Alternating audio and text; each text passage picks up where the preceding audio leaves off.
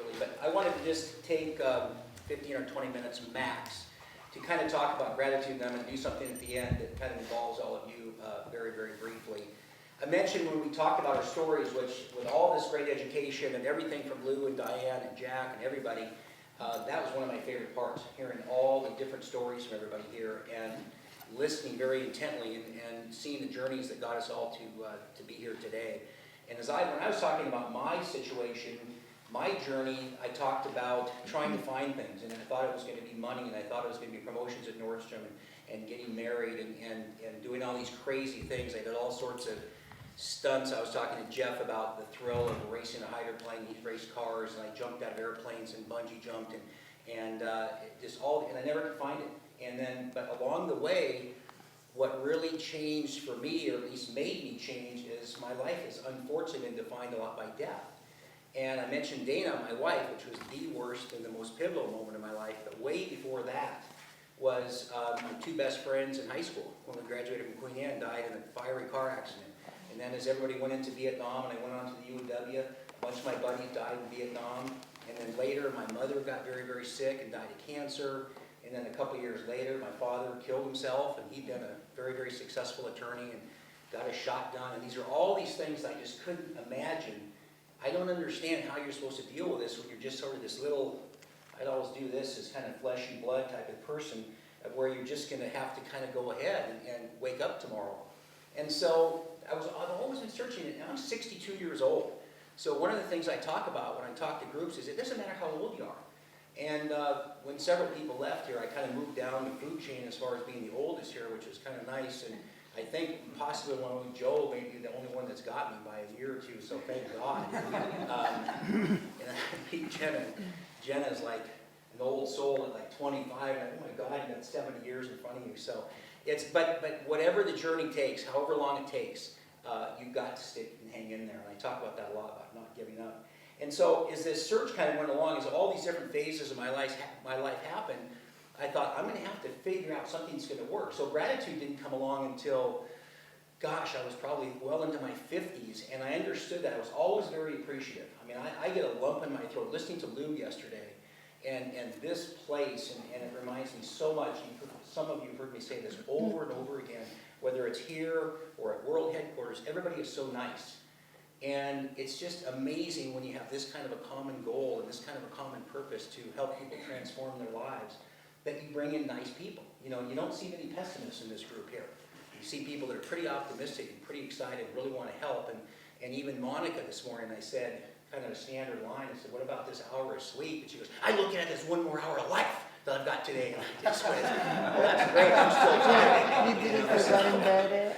But with that kind of energy. So, but along the way too, what I noticed, and this is where gratitude sort of swung into a gratitude journal, which is what I really, really push, and I developed my own, which I'll talk about in a second. But what I noticed when Dana died is that, and I mentioned this the other day, but it's well worth repeating, is that we have a very stressful world we're in. And there's all this economy and all these different things that have happened. And people really have a difficult time coping. And because Dana died of a prescription pill overdose, and I've had buddies of mine, my doctor died 6 months ago, he died of a prescription pill overdose, I can't even say it. And it's just amazing to me how many people don't seem to be able to cope in a healthy way. And I thought, why is this? And I remember one day thinking, why do we have such a big drug problem in this country? And it's just huge. And we don't talk about it even as much now as we do maybe the economy, because it affects more people. But I don't think people can manage their emotions. And this whole thing of our lives are up and down. And so people have a tough time, and they want to numb themselves. And I feel very fortunate. I've never drank, I never smoked, I never did drugs, and I was very blessed by that. I had kind of the adrenaline junkie side of me.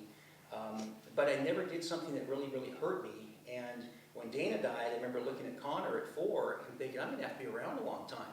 And I better not be doing any risky things. So, other than my two boys, I did bungee jump about 6 months ago, but that was kind of a thrill. Check the lines. But it's interesting how you see you've got to get some healthy coping mechanisms, and there's so many unhealthy ones. And I remember, just to drive home the point, Dana was absolutely beautiful. She was about 5'8", blonde hair, actually very similar to you. And I mean, she was tall and thin, great smile, and just a little longer hair than Tracy. But the night before she died, I went in to say goodnight, and she'd been suffering with this drug abuse and had gone to counseling. And we'd gone to her, a little before that rather, we'd gone on a picnic. And she kept, her head kept nodding down, her chin kept hitting her chest. And like this, and I said, you know, honey, how's your recovery doing? She goes, I'm fine, you're the one with the blanking problem. And with, of course, the F word there. But it just drove home this point. We don't even accept responsibility. And it's so tough. And I was blessed with the fact that I was never addicted to anything. So it really, I felt I've got to do this message. I've got to get this message out here. So as I started understanding gratitude, and that starts with appreciation and thanks, and I went up to Lou and Diane, who was sitting over there, and told me, I cannot believe this ranch. I said, everything. It's just even being in the jet, I was sitting across from Jeff. And I've been a pilot for a long time, and I've never, ever lost that little boy enthusiasm, what it feels like to hit those throttles and be on 1-3 left at Boeing and have them go clear for takeoff, 39 or 66 Mike, and I'd go clear 66 Mike and hit it, and Jeff's there and he says, Dave, I may end up in your seat, and he's sitting there right in front of me. But it's so true, and I never lost that, and I kept thinking because of that enthusiasm and because of my energy, I've got a message to deliver, but at the same time, you can't let people's perceptions stand in your way either, because I'm an adrenaline guy, and I thought I'll keep that energy going. I got to keep this message because I'm going to keep working for 20 or 30 more years. I'm not done. I'm just getting started at 62. There are the drawbacks. I went to a carnival or the Puyallup Fair several years ago with Connor when he was about 10 or 11, and we're getting buckled into the ride. And the guy's strapping us in and looks at Connor and he goes, "You excited to go for a ride with Grandma?"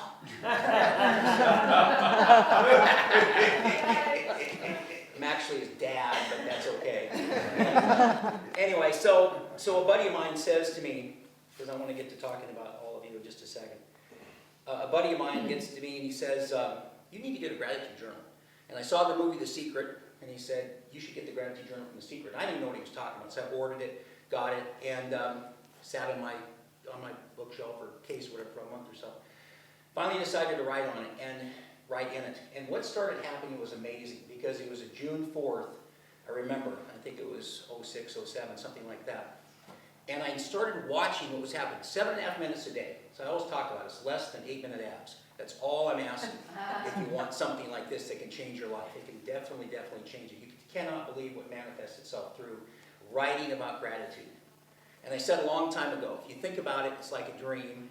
If you talk about it, it's in your imagination. But if you write about it, it empowers you. You have to write about it. You can't do it on a laptop. You can't do a Word doc. It's got to be written. And so things started happening, and I remember June 4th was the day I started, and then I was running this fancy bridal boutique, and the gal kind of went sideways on me and said, I can't afford you anymore, and so I was out of work. That's where I met Jim, through Linda Madrid. And I started writing in the right-hand side, which is the gratitude intentions. I'm going to have a job before the end of the year. And it was tough. I mean, the economy was tough. I'm used to running these big boxes and things. And I got the job offer from Lowe's on December 30th with 1 day to go. And then I went through some training, and on June 4th of the following year, they gave me the keys to the Mount Vernon store, and it was a $50 million store with 150 people.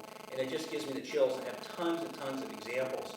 But what was interesting, then I decided to develop my own journal, and I did this, and I added a couple of things that were very important. And again, I tell people, you don't have to do it, but try it. If it doesn't work, I'll buy it back from you. I'll make you that guarantee. And it's the day and the date. And I know there's journals, and I know journaling is very, very important. But this is a gratitude journal. It's all about I'm so grateful for. And I'm so grateful for Jenna, and I'm so grateful for Kurt. I'm going to tell you why in a second. But it's the day and the date. And I also came up with this daily number. Every day you pick a daily number. And it's from 1 to 10. 10 is the best day in your life, and 1 is a struggle. And you can always anchor in the things that happened to you. I always look at yesterday to see where I was. And it's very, very personal. I think yesterday I was like either a 9 or 9.5. And it's very, very important, because you can then write on here the current events, just a couple of lines, and then this is everything you're grateful for. I'm so grateful for whatever it is. And then this is all your gratitude intentions of what you're going to be grateful for tomorrow. And it is amazing to me, not here, But back at Lowe's and different things I've done, how many times I've heard people complain, and I think, who today thought they were grateful just to get a hot shower, to be staying in to get a wonderful meal? All these things we take for granted, we lose sight of that. And we complain that so-and-so has a bigger boat or this or that. It's just crazy. And there's all these things that we forget. And just to tell you the power of how this works, so I got up on the 15th of February. I was doing a talk at the Burlington Chamber of Commerce. And I wasn't right. I don't know what happened. My mother was manic depressive and bipolar, and she used to threaten suicide all the time before she died of cancer. I just had a lot of people leave the earth on me. And in fact, I later thought, maybe I'm going to be one of those people that's going to be around forever, like Styrofoam and Cher or something. Maybe that's my legacy. But you have to have vehicles that can help you. And this was certainly one that did it. And I noticed that as I kept writing this, and as things changed, it just improved over and over again. And on that day, I woke up, and it's hard to admit these things. I was probably a 4. I was in trouble. I don't know what happened. And I was doing a talk, which just makes me just the best feeling in the world, like we've all experienced here with our work. So I said, you got to get your journal, get down to this coffee shop. And I ran down there and got it. And I probably popped up to about a 6.5, and I was still kind of in trouble. But I headed out to the Chamber of Commerce, did the talk. A bunch of people came up. I sold them. I've got another book too, and they bought the journal and this. And this lady I mentioned today came up crying, said, you changed my life. And I drove home probably at about a 9.5.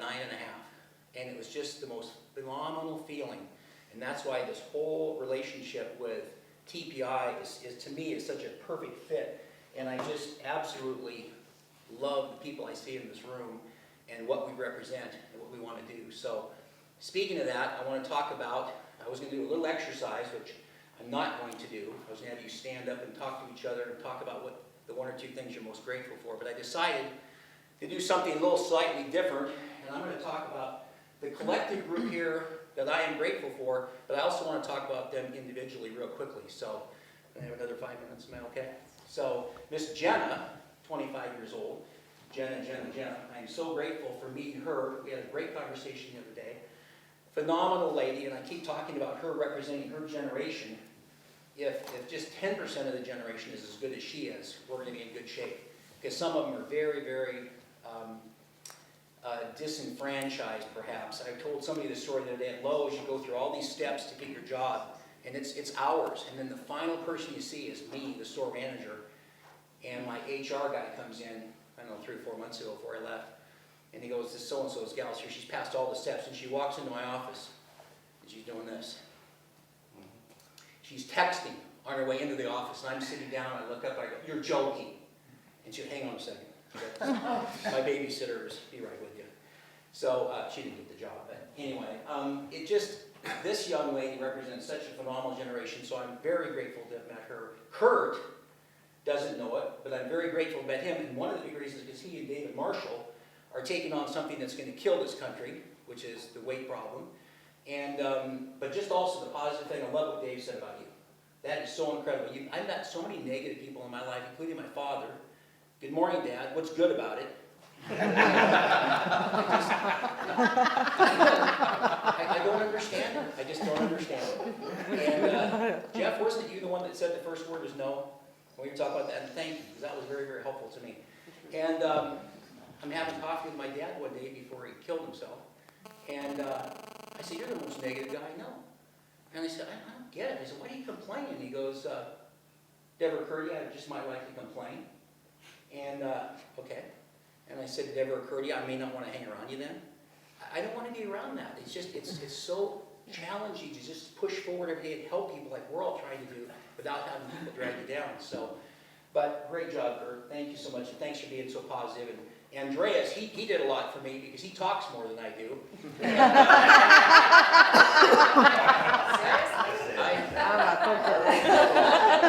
I'm very grateful for that. But I'm also very grateful for his story about his parents. What an incredible story. And we talked about it again last night. And boy, for having that as a role model, I wouldn't even want to talk to your dad. His dad is 2 years younger than me, he's retired, so I think he and I need to talk. Because his best years are still in front of him. So. And then there's David Marshall, who, thank God, because he looks like a game show host. Yeah!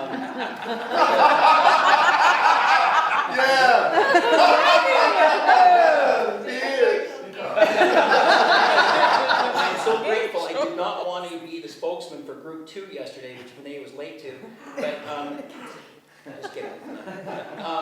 And I look at him, I go, look at you. Him or me, who's gonna pick? I've lost my hair, look at you, you got that. But thank you for doing a great job too.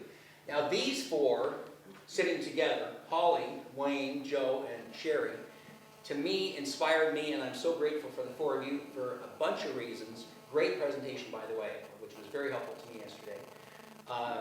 And then, of course, Holly, I learned more from just listening to Holly's questions, but she's kind of like Columbo. Just one more thing. Just one more thing.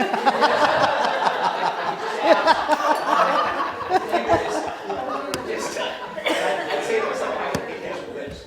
That was very good. But the 4 of you sitting together, I'm very grateful for a huge reason, which I'll try not to crack my voice there, but you guys represented what it's like to be married the right way. And as business partners, and my parents got divorced, and keep it together here.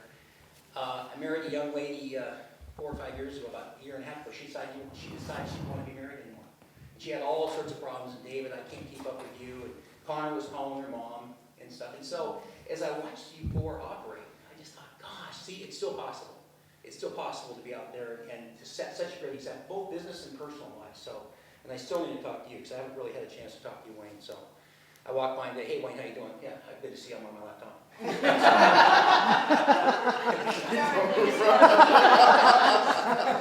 Anyway. He's determined to finish his pay proposal. Oh, good job. We don't want to get away in that. Wansu, I get to the executive terminal, and I walk out, and I meet her. I say, what's your name? Wansu, I'm Dave. We walk to the plane. In 45 seconds, I feel like I just met the nicest person I've ever met in my life. And we get on the plane, and I thought, what a sweetheart. And she represents, even again, 5% of what we are here, too. So just tremendous attitude. Again, very grateful. Vinay, of course, Mr. Astrologer. He upset me last night, even though I'm very grateful to have met him and had some nice conversations. We're standing outside, and I look up at the stars, and he's telling me all about the stars. And I go, I think this is a good time to wish upon a star. So I look up, and he goes, well, you know, in 8.5 minutes, it's going to be gone. So as the wish was there, he told me it would take 8.5 minutes to get there. So I was crushed. I called Connor, and I said, the wish is off. But thank you for that. So,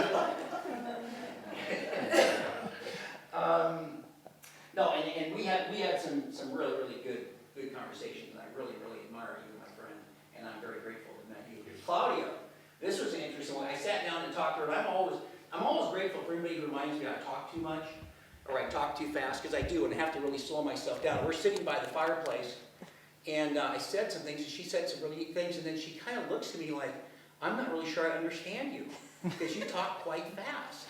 And I look at her thinking, and then she looks back at me, and I said some more things, and she had this look at me like, are you in the right seminar? And so, thank you for always going, slow down. Gosh, Dave, slow down. Christy, another person I had some great conversations with, and one of the things I'm grateful for you is that, even though it's kind of indirect, and that's this idea we don't want to prejudge. And she goes, I have a long-distance relationship with my husband. I said, where do you live? And it was Beijing? Hong Kong. Sorry. So I'm figuring she's going to go, I'm in the south side of Hong Kong, and he's in the north side. And, well, so is he like just a street over, or what's the story? He's in Germany. And we talked about how cool it is to accept who people are and what they do, and no matter if it's an unusual relationship or whatever. And just some great inspiration for me for what you guys are doing, and what he's doing, too, in Germany. So thank you for that. I thought you were going to say that I help you to remember everybody's name here. You know what? Here, thank you. Well, I don't usually forget names, but you were better than me. I was impressed. I said, Wansu, so we have to spell it right? Yeah, Christy. I don't generally forget names because I think it's extremely critical. But thank you. Thank you, Christy. And Jeff, I will tell you this, Jeff and I talked in the terminal, and we automatically had some things in common with children and that type of thing. But if Jeff says no to this, I'm in real trouble. But he's one of those people you met, and I just thought, I got to be friends with this guy. You know, when you first meet him, and they're just people that, did you want to be friends or not? Kidding with got 8 minutes. Get back. Thanks, I'm gonna move back to David Lawrence, or David Marshall, excuse me. No, but talking about children and business and things like that, just certain people you just connect with immediately too, and it's just, and again, I'm grateful to have that chance to chat with you too, Jeff. And then Chris is kind of an anomaly because I was excited to meet Chris. We had a couple of neat conversations about Japanese culture, and that was really neat, and he's my roommate. This is gonna be great. I never saw him.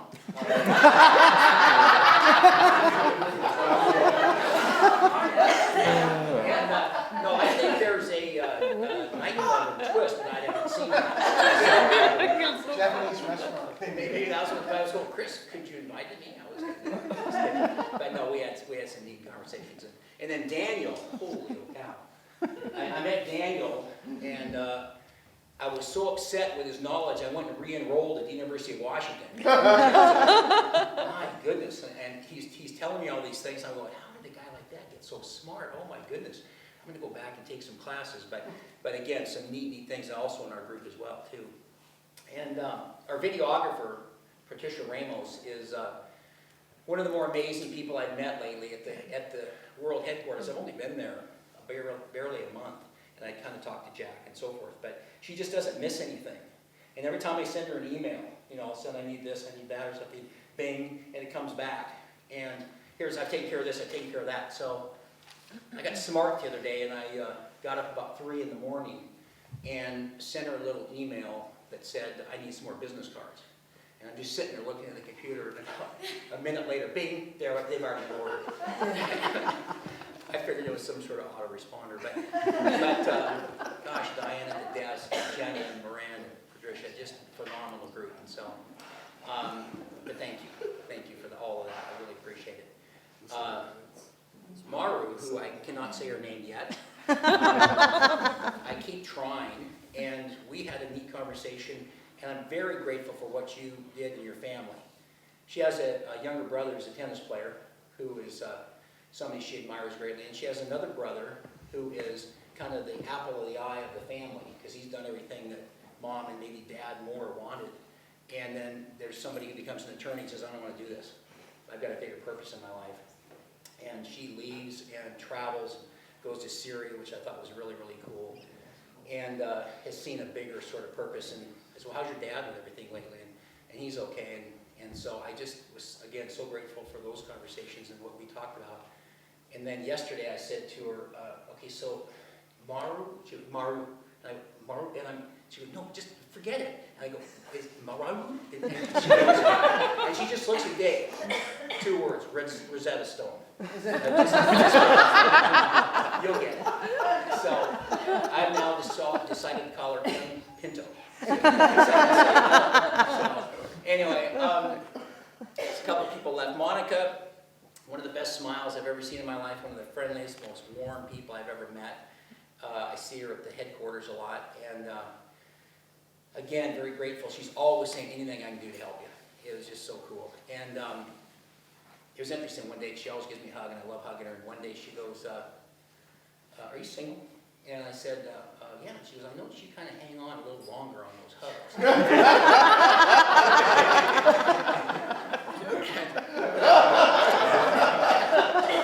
Just a little bit. Yeah. So anyway, but again, just a sweetheart. And of course, we've chatted quite a bit before this too. And then Carlos too. Some of the things Carlos talked about, I just noticed. I noticed with Andreas too. When people talk from the heart, it's so phenomenal, and I see that throughout everybody here. And it's just again the appreciation and the thankfulness I feel just for being here in this group, and what Lou and Diana created is just incredible. In fact, I'm very sorry that they're not here today, so I can say a few things about them, because I just am kind of in awe of what they've done, and so excited to be part of it. But again, when you speak from the heart, it's so powerful.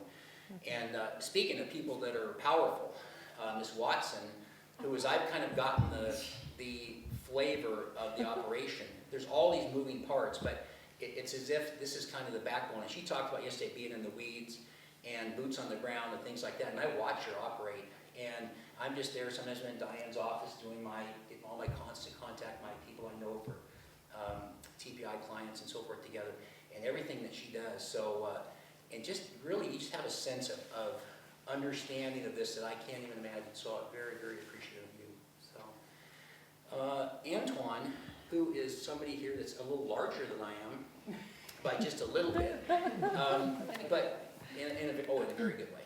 And I'm getting to you. And but so gentle. And I kid him when I first met him, and he's at PX2. Thank you. We have more to share. I'll see you on the backside. And I'd sit there, and I'm so enthralled with him, I'm waiting for the backside. You know, I'm paying attention. I wonder what's Antoine to say. And then the thing about his wife, goodness gracious, it's just like the four of you. When you spoke, and so you could almost hear the emotion in his voice. And again, having lost a wife and had a wife that just left and things, and that was so touching to me. And in fact, I thought we made some really good progress yesterday because I said, "Hey, Twan," and he goes, "Whoa, whoa, whoa, whoa, what's with the Twan thing?" And I said, "Well, I thought we could, no, you're not Twan with me yet." And I said, "Well, okay, well, then how about brothers from another?" "No, you're not a brother from another." I know, and I said, "Can I turn in an application?" And he says, I'll sign it. I'll think about it. So, but it's phenomenal. Peter, when he talked about the Melanie Griffith story, and I thought, wow, he knows somebody famous, and of course it wasn't. But what a neat story, and also talking about the whole thing about the heart of a champion. And I think about so much of my journey, and I was listening to Peter a couple times during the last 2.5 days, about whether it's a champion or to have success that Joe and Sherry had, or anything, you just cannot give up. And you talked about a couple of seasons that were pretty tough. And it's such a common thread for everybody here. It doesn't matter if it's in production, and I forgot to mention on Jeff too, still the way he handled the thing with his buddy, who's worth how many millions has and I asked him about that, such a good attitude that he has. So it's something that I want to keep teaching, and when I heard you talking about that, even as young as you are, it's so neat to get that early and understand that it's going to be, you're just going to have to keep pushing forward, and on those tough days, it's going to have to even go harder. So, Nesby Glasgow.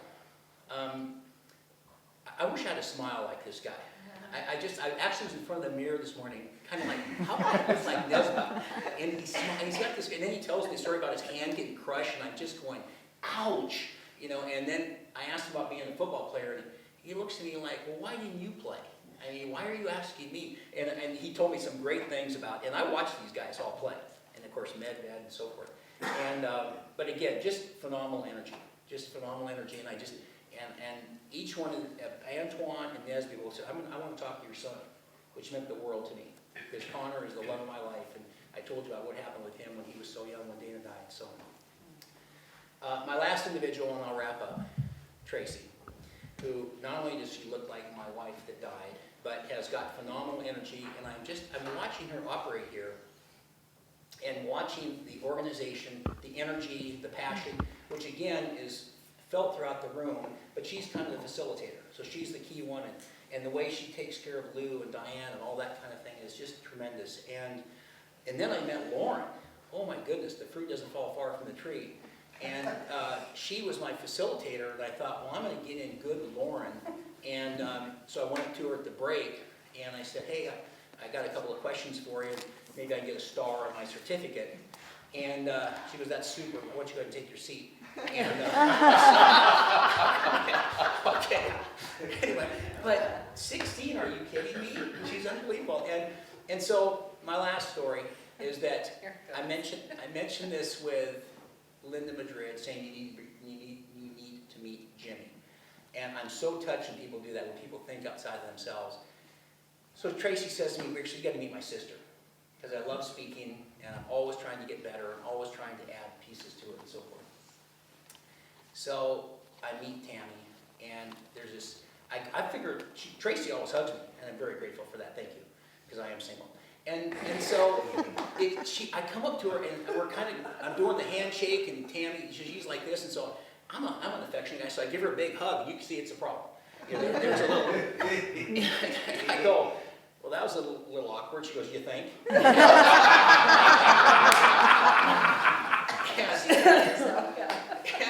And so when we get up to leave, after talking, it was one of those 5-minute conversations that lasted 2 hours. But she just was phenomenal. She just gave me great information. And I'm pretty certain that she told Tracy that I may have tried to touch her rear end. I'm not sure. just kidding. I was right here. It was one of those things. But anyway, but in conclusion, I'm very grateful to you all as individuals. And that's why I wanted to speak to each one of you. And I think that when we talk about a group, and again, Jack, who was sitting there, and Lou and Diane, and everybody who's made such a big impact in my life already this early in the process. But I will bring it back and wrap up on gratitude. It's interesting because I look at it, after Dana died, I went to a support group, and it was very instrumental in saving my life. And I went for almost 2.5 years. But I found this, and as a gratitude journal, something that you write in every day, and it's just 7.5 minutes, and it's get up, take a shower, brush my teeth, write my gratitude journal. It's changed my life, and it's really saved it. And it's an extremely healthy coping mechanism in a world of many, many unhealthy ones. So if you're willing and able, I would highly recommend you try it, and it'll definitely change your life. So, Dave, can I say something? of course. Always when you give, you receive even more. But about yourself, I would like to say that you're great. It was a wonderful way to start this morning. The word that comes to my mind, now it's your turn. The word that comes to my mind is great. You are great. Oh, thank you. You make us, every single one of us, feel so good, so energetic. Wow, the room. And really, and then you're fun. I mean, you change that feeling inside to, okay, don't leave, continue to. Sweet. Thank you. So it's delightful to have you here and have you in the office Oh, too. thank you very much. Thank So, and thank you for doing, and you deserve it, that's why. Well, thank you, and I will tell you this too, I mentioned this too, I know to Jen and possibly some others, it's a pretty big word, but as all these people have died, there's been, I mean, I can name 20 people that were as close to me as this that have all passed away at very, very young ages, and here I still am, and going forward, and I just feel like I'm chosen to deliver a message. And this is part of it, but so is TPI, because it's, and then I recently added on my, and I probably should have a long time ago, but when I write it, there's my affirmations, and that's right from Lou, and all the self-talk and the understandings of scotomas and everything that we do, and it's just taken everything to a higher level, but I just really believe that when people come up to me, as I know you have to, almost all of you, if not everybody here, and said, you've changed my life, I don't know of a greater feeling. So it's just tremendous, so it's really something to be, I'm very, very touched I'm able to do it. So. Dave, you are my brother. I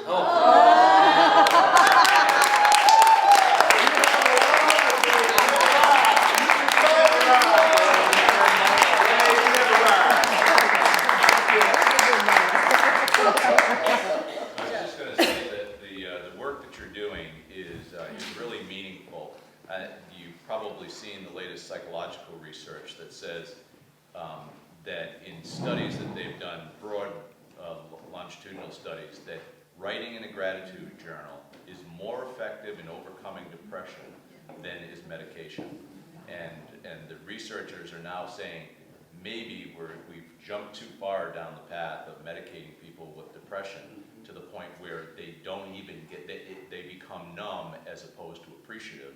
And so therefore, that when they really start journaling and starting to look at what they're grateful for in their lives, it completely changes their thought process, and in that starts to relieve their depression. And so the work you're doing is sensational. And that's even more important based on the most current research, which is now pills are killing more people than alcohol. Yes. So you're absolutely right. So Dave, who gave you the idea for that? Was it that support group after your wife's death? Yeah, that's where it really started. Because we started, and for those that have ever done that, it seems to be more of a female thing. You hear about people that get molested and these horrible things that happen, and it helps them. But I have no problem being in touch with the emotional side. And so there'd be more men than women, but usually be 15 or 20 people, maybe 4 or 5 guys and 15 women. And it was the most therapeutic. And it was, hi, my name is Dave Brooke. My wife Dana died September 29th, 1998. I have 2 boys. Connor's 4, Kyle's 14. I had the worst week of my life. I'm not even sure I'm going to get through it. When somebody dies, your confidence goes to there. I never thought I could speak again. I never thought I'd find anybody again. But as you go through that process every day, or every week rather, it was every Tuesday, it got incrementally better. And that's when I started thinking about it. And then the writing, it's just amazing how people will say to me, well, but Dave, that's great. I talk about it. I say them out loud. Well, that's fine. I'm just telling you, when you sit right down, and it's 7, I've timed it a million times for me, it's 7.5 minutes. And it's such a teeny little thing. And when I'm done, I say, oh my God, and even here, back to the comment I made about Jeff, I just was so thrilled when the jet took off, because I love flying, and I never lose that. And so, but we get so caught up oh, maybe Joe and Sherry, maybe they make a little more money than I am. You know, maybe Wayne and Holly, thank you. Wayne and Holly, I was going to say something else. Wayne and Holly doing this, who cares? Look at all these things you have to be grateful for, and it just reframes and refocuses everything, and it's just amazing. And I could give you 35 or 50 examples of what's happened to me over and above getting that job and so forth that give me the chills, and with how Connor's come around from somebody who never able to play sports, and I was told that he wouldn't, and now he's a starting pitcher on his baseball team, and a great pitcher. It's just, I swear, it all has to do with how that's manifested, and then this just adds to everything that much more. So, but that's a great point too, Joe. I'm really glad to hear that too, because it's amazing how they've over-medicated and we've gone crazy, and we just get so out of touch with everything we're thankful for. So. Well, and the application of the gratitude with the affirmations, I mean, it goes so hand in hand. I mean, one can create the other, so it's,